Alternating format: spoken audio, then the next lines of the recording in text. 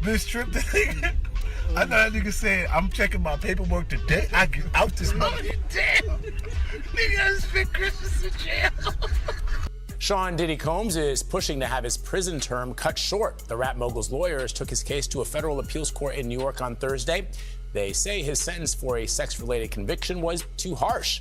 He would do a lot of foul shit. Like behind the scenes, he would do some foul shit, like hating on, like doing things with people I'd done business with that he done business with. He would say shit that I was like, he said that to you? Right. I was like, yeah, it's all right. You know what I'm saying? Like, you know, and niggas don't know what they like till they see somebody with it. So they want the girls after you're done with them and shit. Yeah, leftovers. Yeah. You take your leftovers. A lot of niggas have my leftovers. Something doesn't feel right. Not in the headlines. Not in the reactions, but in the silence between them. Because for months, this story looked finished. Diddy was done. Career destroyed. Legacy damaged. Freedom gone. But now, there's a shift. A quiet one. The kind that doesn't trend immediately, but hits harder when it does. Because behind the scenes, judges are now questioning something that could change everything. Was Diddy punished for crimes he was never actually convicted of? And if the answer is yes, then this story isn't ending, it's restarting. And that's exactly why people are nervous. The new baby oil. Should start looking gray if you ain't got nothing on it. Got the new baby oil, bro. This ain't baby oil. Nigga, you ran through 8,000 jars of them in prison. You know what I mean? He was Ashy Larry. Relax. I mean, I still got everybody looking.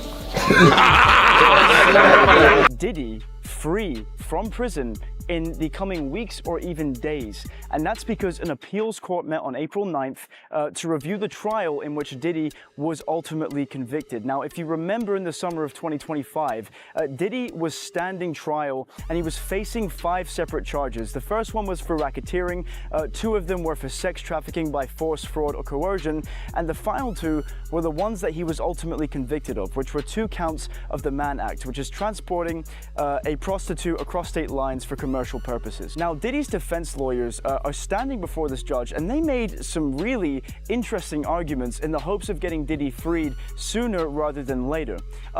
They are saying that Diddy shouldn't have been convicted of 2 counts of the Mann Act because Diddy wasn't transporting people across state lines for the purpose of prostitution. He was transporting people across state lines for the purpose of producing his own kinky porn. Yeah, that's their actual argument. They're saying that because the people that Diddy was bringing with him across state lines ultimately appeared in these porn videos where they wore a variety of costumes and engaged in sexual activity with each other on camera in order for Diddy and his at-the-time girlfriend to watch back after the fact. Diddy...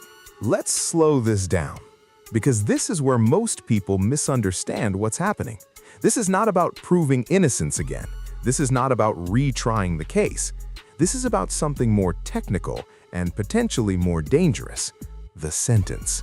When Diddy was convicted under the Mann Act, the judge didn't just look at those specific charges. He looked at the entire situation, the allegations, the accusations, the narrative around the case.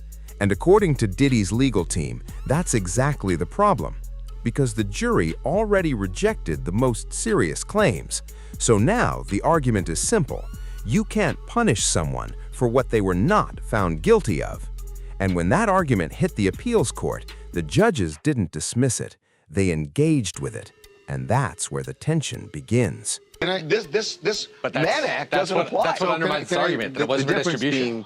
Did the male prostitutes that were hired and flown to wherever to have the freak-offs, did they know that they were going for this to be filmed? Was that an arrangement that was made, or did they show up knowing they're going to have sex and Diddy decided he was going to record it? Let's say they, 2 things. Distribution and consumption. And not for distribution. So that's not artistic work. No, it is, because you can do something artistic for yourself and for your loved one. You can't So theoretically. that's one of the arguments that was made. We'll see how that goes. By the way, I just want to touch on one thing. The OnlyFans thing, if you brought somebody across state lines and you did not get their identification to make sure they're not over 18. Yeah, that's another thing. That would be a crime. Right, but you know it's highly unregulated. But it's still a crime. You could theoretically be prosecuted under the Mann Act for doing that unless you're part of a regulated... If they're under 18. If they're not... You still have to go through the process, the regulated process of checking. They do not. I'm sure they do not. I don't know how many people are IDs. bringing people across state lines in order to Well, no, because That's husbands and wives, boyfriends and girlfriends groups. Let's leave the boyfriends. Well, hold on, and but girlfriends out of it, right? two people who are both on OnlyFans who see each other's work say, "Hey, come over and we'll collab." So come to Florida. Right. And so some guy from New York comes to Florida. They're not going to say, "Let me see your ID." Think about how rare this situation is. Diddy walked out of trial not as a fully innocent man, but not as the man prosecutors tried to paint either. He beat the biggest charges: racketeering, sex trafficking, charges that could have ended everything permanently. But then, he was still sentenced in a way that felt, to his defense team, like those accusations still mattered. And now, the court is being asked, did the punishment match the actual conviction or the story surrounding it? That difference? That's everything. Charges than what he was actually convicted of. They also say it is the most prison time ever given someone convicted of the same charges with a similar criminal history. Now, one of the prosecutors in this case insists that Combs' 4-year, 2-month prison term is below federal sentencing guidelines and in line with similar convictions. Last summer, as many of you remember, a jury cleared Combs of sex trafficking and racketeering conspiracy charges. The rapper was convicted of lesser prostitution-related offenses. He had pleaded not guilty to all charges and denied wrongdoing. He's scheduled for release in April of 2028. Nate, this should be interesting. It could take a couple of months before there's a decision. One of the judges in that appeals court saying that this was an exceptionally difficult case. All right, Jerika, thank you. Here's where it gets even more complicated, because appeals courts don't usually make dramatic moves. They don't just say, "You're free, go home." What they do instead is something quieter, more precise, more surgical. They adjust, they correct, they send things back. And in this case, that could mean resentencing, which sounds small until you understand what it actually does. It rewrites the timeline, it changes the math, it turns years into something much shorter, and suddenly, what looked like a long-term prison sentence starts looking temporary. So I'm outside the courtroom here in New York, and we've just heard the verdict on the Sean Diddy Combs trial. And that's why there's still this buzz out here, because this is what the jury read out. On 2 counts of transportation to engage in prostitution, they found him guilty on those 2 charges. But on 3 other charges, 2 on sex trafficking and 1 on racketeering conspiracy, that's the one which had a potential for a life sentence and which the jury really struggled with yesterday. On that count and the 2 others, not guilty. And when those decisions were read out by the jury, Sean Diddy Combs, it was said, looked at the eyes of the jurors, he clasped his hands and prayed and said, "Thank you." And his defense team are now asking that any time he does serve should be served at home. The reaction out here has been that we've seen some people who are dismayed by this decision, but there are many of his supporters here who say this is a vindication for the musician. Here's where it gets even more complicated, because appeals courts don't usually make dramatic moves. They don't just say, "You're free, go home." What they do instead is something quieter, more precise, more surgical. They adjust, they correct, they send things back. And in this case, that could mean resentencing, which sounds small until you understand what it actually does. It rewrites the timeline, it changes the math, it turns years into something much shorter. And suddenly, what looked like a long-term prison sentence starts looking temporary. Only bad thing about a start is they burn up. Niggas say turn up, hoes say turn up. Do you regret ever getting involved in? I didn't have a choice. It got bad when I was about 15 years old, because when I did MTV Cribs, the day that I had to go show off that house, my mom and my dad told me, "We're getting a divorce, but you still have to go do this." I had to go show off all the stuff my whole life that was going to be taken away from me. There's another layer to this, and it's making people even more uncomfortable. Because when you compare similar cases, the numbers don't always match. Some legal commentators are pointing out that sentences for similar convictions are often significantly lower. Now, that doesn't automatically mean Diddy was treated unfairly, but it opens the door to the argument. And once that door opens, you can't close it easily. Add in good behavior credits, rehabilitation programs, sentence reductions, and now you're not just talking about legal theory anymore. You're talking about real-world outcomes sooner than expected. So we just got new exhibits today. Take a look at these photos that prosecutors have just released. They're pictures of Diddy's former girlfriend, Cassie Ventura, with what she says are bruises on her back and legs, which you can see here, and also a gash above her eye. Also released today some pictures from when Diddy was arrested in September of last year at the Park Hyatt Hotel in New York. And a special agent with Homeland Security testified last week that some of the items found included baby oil, drugs, these pink packets of ketamine. There's also this image of a knife wedged in a door. Now, Combs, we aren't sure if he's going to be taking a stand in his own defense, but he denies all of the allegations against him. But will all of these witnesses really prove the government's charges that he was running this criminal empire and that he's guilty of sex trafficking? But here's the part nobody expected. The industry might be shifting. Not loudly, not dramatically, but subtly, carefully. Almost like people are waiting to see what happens next. Usher kept it neutral. Young Miami kept it personal. No strong attacks, no harsh condemnations, just distance. And that matters, because in Hollywood, tone changes before narratives do. And narratives change before outcomes do. So the real question is, are people already preparing for a different ending? Random question. You mentioned earlier that you were in jail with Diddy. What was that like? Funny story, and I'm just gonna talk about Diddy. Diddy seen me get on my knees 3 times a day to pray to the Lord Jesus Christ, right? I prayed in the morning when I woke up before I brushed my teeth. I prayed in the middle of the day around 6 p.m. and I'll pray right before I go to bed. I did that probably about for 7 days to 9, I believe about a week and a half. And Diddy said, hey,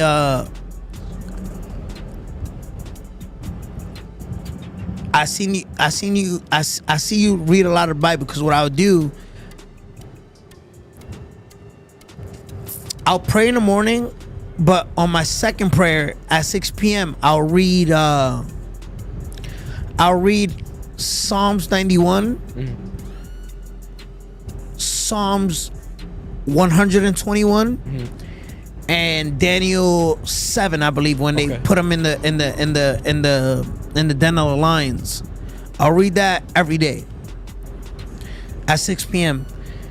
And he says, I see you reading a lot of the Bible. I see you very, you get on your knees every day and pray to the Lord. And then there's 50 Cent, because this story hits differently when you look at it through him. This isn't just commentary. This is history. Years of tension, years of shots, years of public disrespect. But recently, it went beyond that. 50 helped bring a full documentary into the spotlight. Sean Combs, The Reckoning. And that's where things changed, because now he's not just reacting to the story, he's part of how the story was told, which means if the narrative flips, he's directly connected to that flip. And that creates tension, not because anyone said anything new, but because of what could happen next. It was wild. That was at the beginning. The Kit Kat Club was the beginning of him going from Puffy to Diddy. You know what I mean? It was a big change.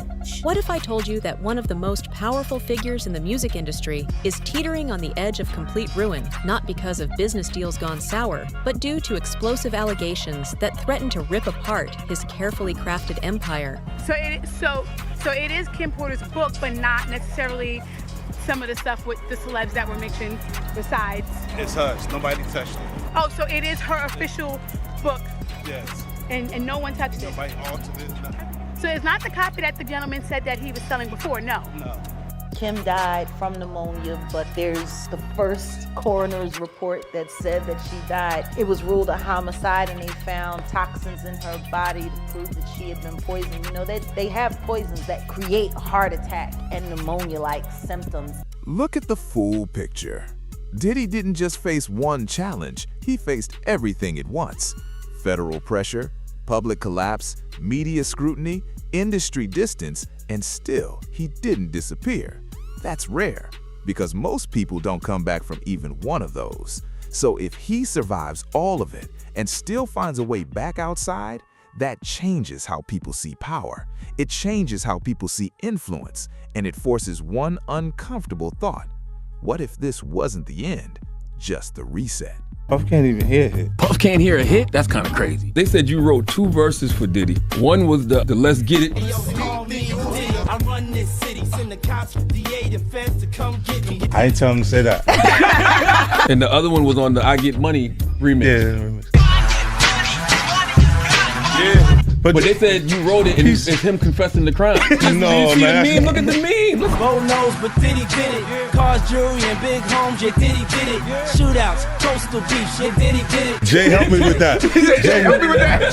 Jay, help me with that. Jay did that part right there. What he said. Man, cut it out, man. Shootouts, coastal beef. I wasn't around for that. I was like East Coast, West Coast. You know, I'm not involved in this stuff. The reactions are already building.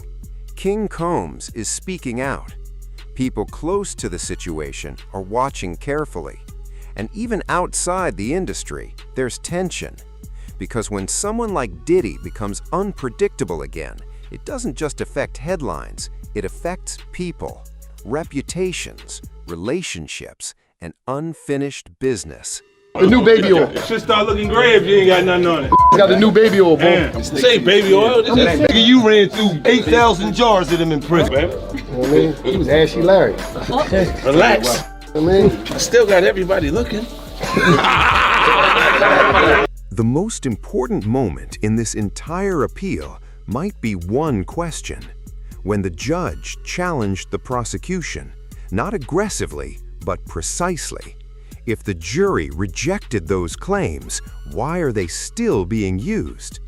That question doesn't just challenge the sentence, it challenges the logic behind it. And if that logic doesn't hold, everything built on top of it starts to shake. Documentaries are more dangerous than weapons. That shit is dangerous, bro. I think I'd rather my enemy have a gun than a documentary. If you shoot me, you go to jail. If you make a documentary about me, you make money. You get an award. Imagine someone gave you a Golden Globe for shooting you in the head. That's what documentaries are. This guy's life is done. How diabolical is 50 Cent? Enters a field of entertainment, becomes a phenomenal storyteller, incredibly successful, maybe all just to build up the cachet to make a documentary about one of his arch nemesis and destroy his life while profiting off of it. Ooh. Okay. I know you don't want to hear this, but if I am Jay-Z, I am terrified. Let me tell you the difference between... Now imagine this. Diddy walks out earlier than expected. Not fully cleared, but no longer locked away. What happens next? The media shifts, the conversations change, the same voices that were loud become quieter, and the ones who stayed consistent become louder. And in the middle of that shift stands 50 Cent, watching, waiting, reacting. Because if this story flips, he doesn't just comment on it, he becomes part of the next chapter. I need to know, do you think that Diddy killed Kim Porter? Absolutely. Why?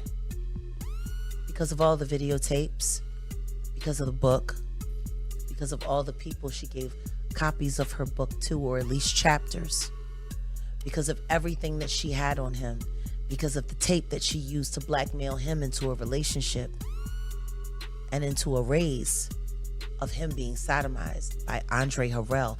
And I am not saying that allegedly, because I heard her and Kim Moore talking about it in the booth of the bathroom while snorting cocaine at the Kit Kat Club. Hey. At his peak, Diddy wasn't just successful, he was dominant. He shaped culture, he influenced music, he built an empire. Then it all collapsed, fast, publicly, completely. But now there's a possibility that collapse wasn't I don't permanent. like things that he would do. Right. And make me uncomfortable. So we're speaking on Diddy, we're speaking on Puff. Yeah. Okay. But I don't have that thing where we ain't had no thing. I wasn't sending nothing at him, big. If it was on the street side like that, we would be actively doing things to each other. Right. And we wasn't doing that. Right? So it gets to, with Jay, definitely not that. That's definitely not, it's just being competitive. Mm-hmm. You know what I mean? So I I look at it, I go, whoa. So I always go into what would I do in a situation like this? Like when that type of thing happens. Like, and I'm going, I don't know. I hope things are all right for him internally. Speaking on? I mean, at the crib. Because in the statement they mentioned his, you're talking about Jay. His daughter Gotcha. would, being old enough to, because she about 13. Right. So it's the same age as his kids. Right now, nothing is confirmed. No release, no final decision, just possibility. But sometimes, possibility is enough because it changes behavior. It creates tension. It forces people to prepare for something they didn't expect. And that's where the real fear comes from. Not that Diddy walks free, but what happens after. Because if he does, this story doesn't end, it begins again.